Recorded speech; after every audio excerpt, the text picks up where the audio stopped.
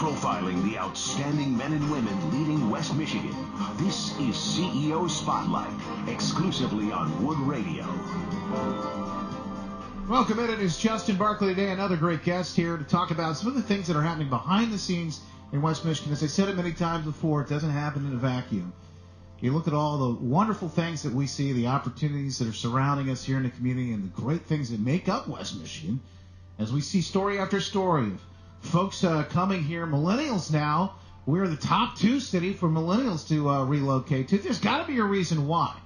And we dig into some of that, and we talk about what makes West Michigan great. I believe it's our folks, the people, that make West Michigan great, because the people are good.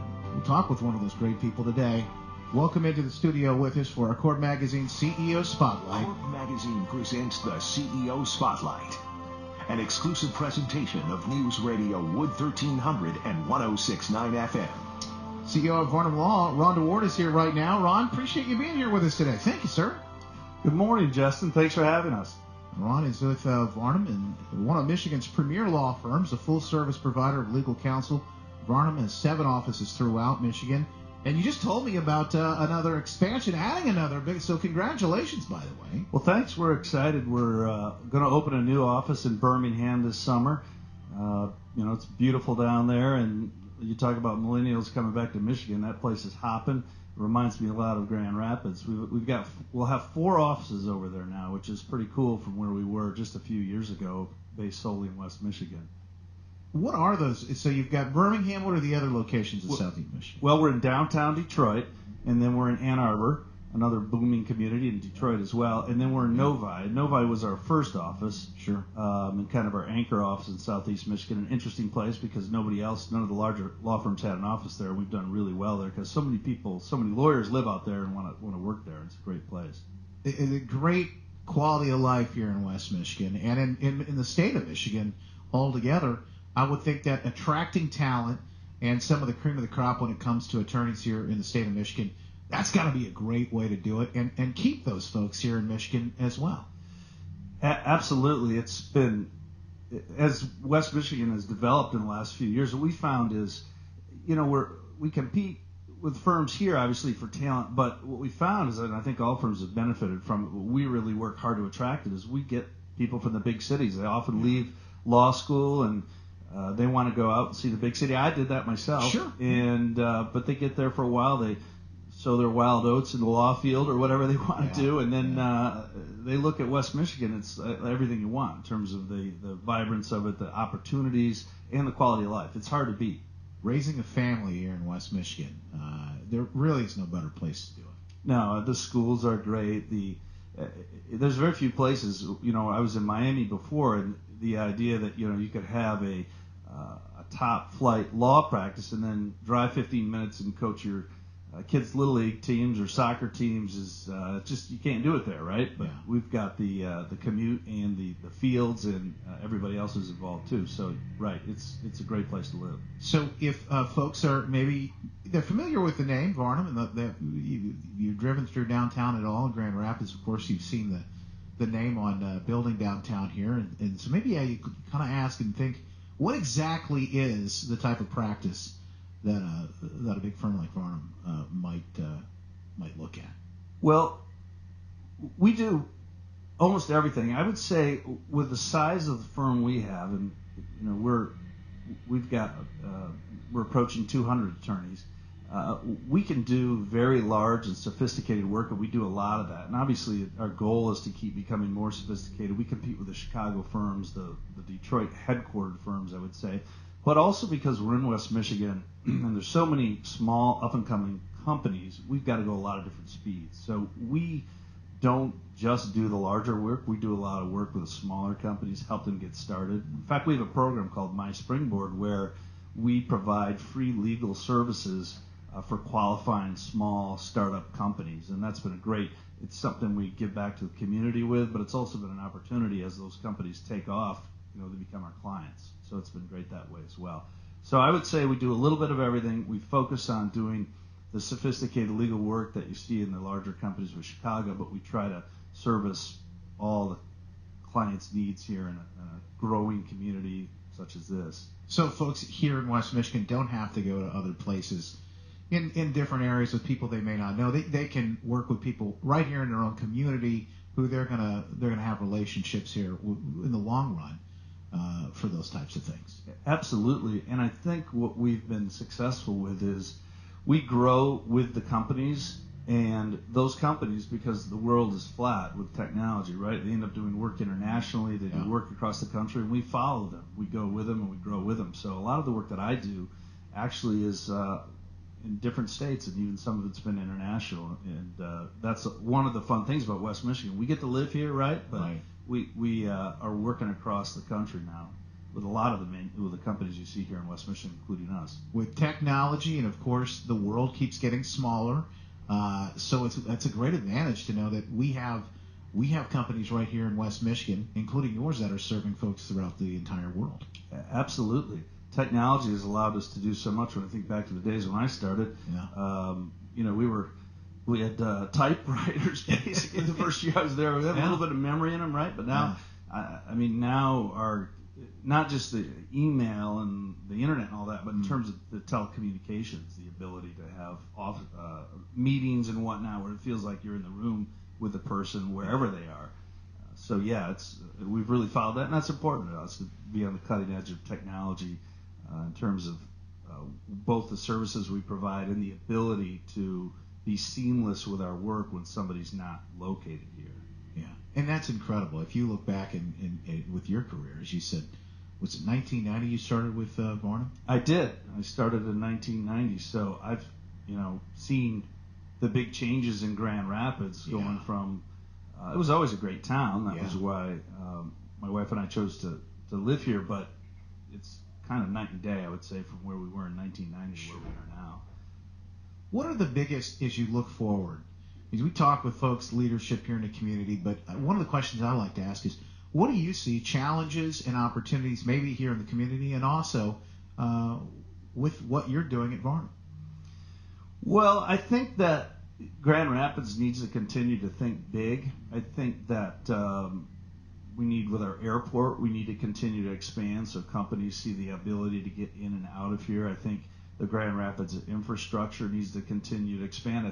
It's a pain right now, but it's nice to see the work being done on the bridge there over the river that is going to widen that highway a little bit. Yeah. You get the feeling sometimes that the roads probably are still were built for a smaller city. And catching up. Yeah, and so we need to catch up, and we need to keep thinking big, because I think a lot of communities are taking off in this economy. What's great about Grand Rapids, I believe, and will continue to be true, is that even in a downturn, because it's so diversified, we're going to continue to maintain, but hopefully grow.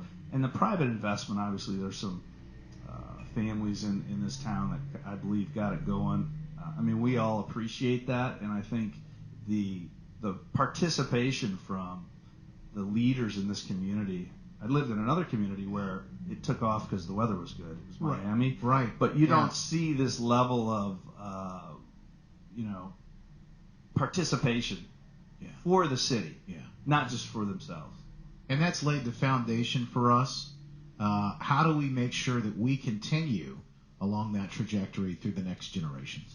Well, you need to build an ethic, I think, of people working together, not just fighting for themselves. For instance, even the law firms, we all compete, right? But there's a strong feeling of collegiality, I would say, in the law community.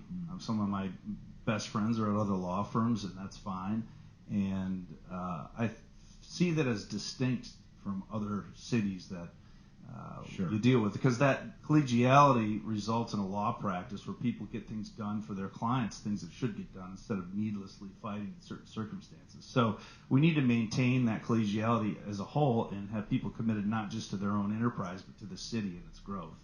Yeah, you're talking about a spirit of cooperation that just it permeates, and it literally trickles down to every area here in our community, and that definitely makes West Michigan special. As we speak right now, Court Magazine CEO Spotlight, chair there at Varnum Law. Let me ask you, Ron DeWaard, what is, when it comes to some of the bigger initiatives, some of the things, I know we just talked briefly off the air about the Qualified Opportunity Zone, some things you want to make sure that we talk about today, because these are important. What is a Qualified Opportunity Zone, and what's the work being done there? A qualified opportunity zone is an area in a community that's considered economically distressed, I think is how they describe it. It's designated by the Department of Treasury as such, and as a result, that area or that neighborhood is, you have the opportunity, if you do projects there, development there, to have tax benefits. And so it's a great program, right, because it's geared toward turning around those areas that are having difficulty turning themselves around. And we're seeing some of that happen right before our eyes here in West Michigan, aren't we? Absolutely. And there is, every county of the state has at least one qualified opportunity zone. Yeah. And so we help with that. We have a group of lawyers that work on that assist, in the real estate with development, but also lawyers who work in the tax area who can help clients optimize those opportunities to their benefit. And it's good for them, but it's great for the community too. And those are the kind of things that we like to focus on. A lot of great work being done there, including your work with Monsanto and Roundup. Talk a little bit about that, if you like. Yeah, Monsanto. There's national litigation going on right now, and there's been some big trial victories in cases involving the Roundup, and the allegations involve cancer victims and a link between that chemical and Roundup and the cause of that cancer. And we have some of those cases. I think what's important for West Michigan is that really evolved out of our practice with agriculture, with fruit and vegetable farmers, and we've sprayed a lot of Roundup in this state and still do. And so we want to help that, part of our client base. Agriculture is one of the largest industries in Michigan. I think people forget that sometimes. Think about Iowa and Kansas, but it's huge here in Michigan. Absolutely. And it's one of our focuses. And so that's part of our what we've done to help the farmers in the state. We want to continue doing that. With that message, who's affected by this, and what is as far as the timing here? Well, it's farmers, clearly, and they're workers. Yeah. The workers that are out there in the fields, and sometimes it's difficult to find those people that have been affected, but certainly if anyone has, they should give us a call. But the timing is probably going to stretch out a while.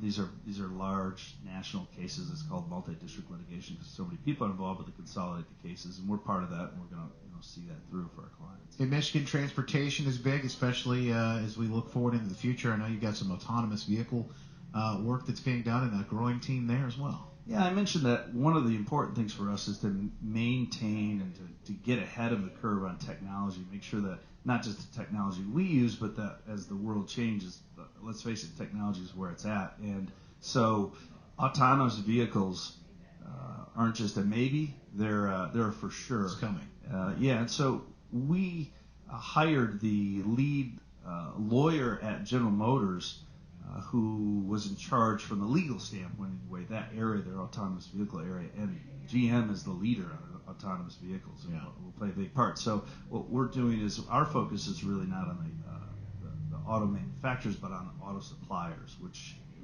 West Michigan is based packed full of it across Michigan. So that's going to be a big part of auto supply is adapting to an autonomous vehicle world. And so Jeff Steffen, who was in charge of it there at GM, is working with us and helping us put together a team that's going to represent auto suppliers and assist them in their dealings with the manufacturers of the automobiles and make sure that we're on the cutting edge to be able to help them. So that's a really exciting area.